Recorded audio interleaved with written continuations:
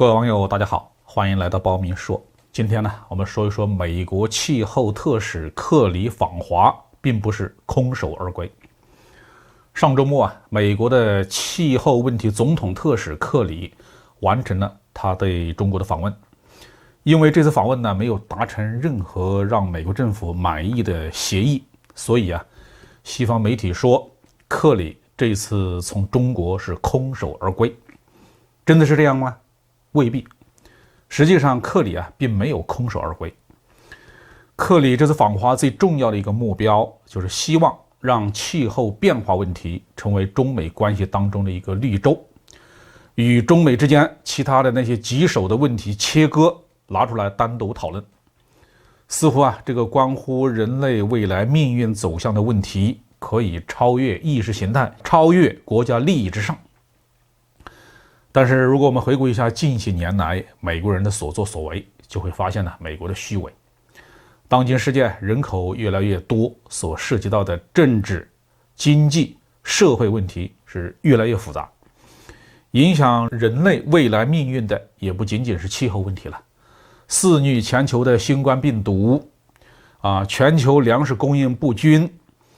美俄两国所保有的庞大的核武库，以及整个不公平不公正的国际政治经济秩序等等，都会影响到人类的生存与发展，甚至对全人类的生命安全都构成重大的威胁。把气候问题单独割裂出来是不合理的也是片面的。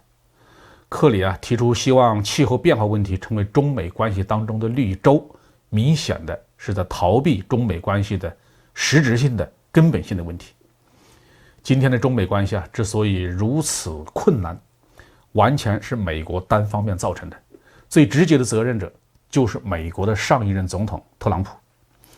中美关系的严重恶化与美国在气候变化问题上的尴尬处境都和特朗普脱不开干系。正是在特朗普任期内，美国退出了巴黎协定，也正是在他的任期内，加拿大司法部门按照美国方面的指示，非法扣留了中国公民孟晚舟。美国还在媒体、记者与留学生的签证、中国公民的人身安全、中美学术交流等问题上制造了不计其数的麻烦，对中国的攻击和打压到了肆无忌惮的程度。如今美国为了摆脱困境，闭口不提是否终止对中国造成重大伤害的一系列的无理甚至是无耻的行为，试图把气候问题单独拿出来谈，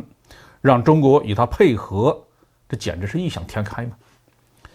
既然拜登以反特朗普的形象被选入了白宫，那么他就应当彻底的清算特朗普执政期间的错误的做法，不但要清算气候政策问题，也要清算对华政策问题。否则拜登政府的各种政治承诺都是不能令人信服的。这种选择性的推翻、选择性的继承是表现不出诚意的，当然不会为中国政府所接受。我们需要注意的是当今世界的气候问题，特别是碳排放问题，很大程度上是美国人自己制造出来的。美国消耗了这个世界上最多的能源和各种资源，世界各国为了向美国出口产品，也被迫进行了大量的碳排放。因此美国要是想解决全球气候变化问题，首先要反思和纠正自己在过去的几十年当中所实施的霸权主义的政策，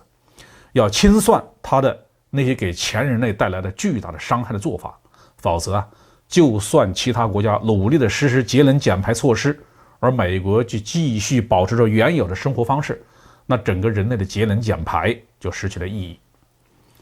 那应对气候变化这个问题上，不管美国有没有采取行动，中国是实实在在的已经行动起来了。在过去的几年里中国已经开始了实质性的节能减排活动，公布了到2060年全面实现碳中和目标，并坚定的推进。所以在气候变化问题上，中国已经走到了美国的前面。